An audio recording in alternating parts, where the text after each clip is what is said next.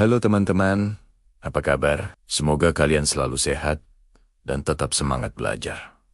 Coba bayangkan begini, kamu baru saja sampai di kantor. Belum sempat duduk dengan tenang, tiba-tiba atasan minta laporan keuangan. Di saat yang sama, rekan kerja nanya jadwal rapat dan ponsel kalian bunyi karena ada email dari klien yang harus segera dibalas. Ribet banget ya. Nah, pertanyaannya, gimana caranya kita bisa mengelola data, informasi, dan komunikasi dengan lebih efektif di tengah kesibukan seperti itu? Di video ini kita akan bahas hal-hal yang pasti berguna buat kalian di dunia kerja. Kita mulai dari memahami bedanya data dan informasi, cara menggunakan homepage, aplikasi kantor, sampai gimana caranya berkomunikasi secara lisan, tulisan, dan lewat media elektronik. Jadi, tonton sampai akhir ya. Karena di bagian penutup saya akan kasih tips praktis yang bisa langsung kalian coba di kantor atau di sekolah. Oke, kita mulai dari yang paling dasar. Data dan informasi. Pernah nggak kalian lihat angka 500 atau tanggal 12 Mei tahun 2024, tapi bingung, itu maksudnya apa? Nah, itu namanya data mentah. Data itu cuma angka atau fakta. Belum punya arti, tapi coba bayangkan. Kalau data itu diolah jadi kalimat, pendapatan perusahaan mencapai 500 juta rupiah pada 12 Mei tahun 2024. Nah, sekarang datanya punya konteks, jadi jelas dan bermanfaat. Itulah yang disebut informasi. Jadi gampangnya, data itu bahan mentah. Informasi adalah hasil olahan yang bisa dipakai untuk ambil keputusan. Dan di kantor, keputusan yang bagus selalu lahir dari informasi yang akurat. Sekarang, gimana caranya kita bisa cepat menemukan informasi di kantor? Kuncinya ada di homepage aplikasi atau website kantor.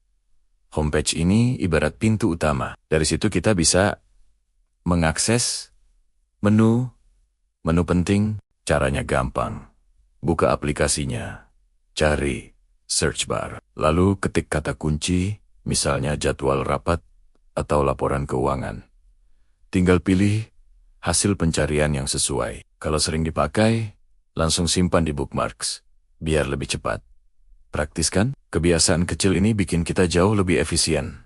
Gak buang waktu, cari-cari data yang entah di mana. Selain pintar cari informasi, kita juga harus jago berkomunikasi. Nah, komunikasi ada dua bentuk utama, lisan dan tulisan. Kalau komunikasi lisan, misalnya saat rapat, atau ngobrol sama rekan kerja, usahakan suara kalian jelas, penuh percaya diri, dan yang paling penting, dengarkan lawan bicara dengan penuh perhatian. Ingat, komunikasi bukan cuma ngomong, tapi juga mendengarkan. Kalau komunikasi tulisan, seperti email, memo, atau laporan, ada 3 kunci penting.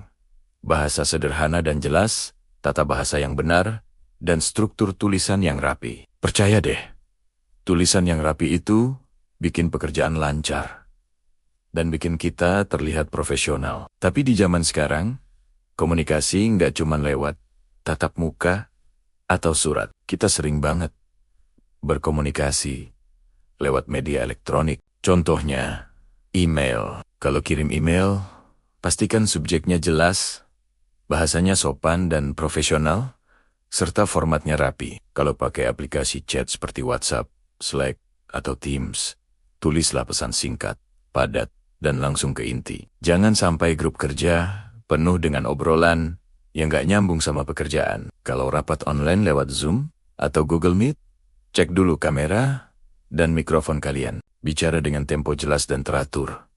Dan pilih latar belakang yang rapi. Percaya deh, hal-hal kecil ini bikin kesan profesional kita meningkat. Nah, sebelum kita akhiri, mari kita rangkum. Pertama, data dan informasi itu berbeda. Data adalah fakta mentah.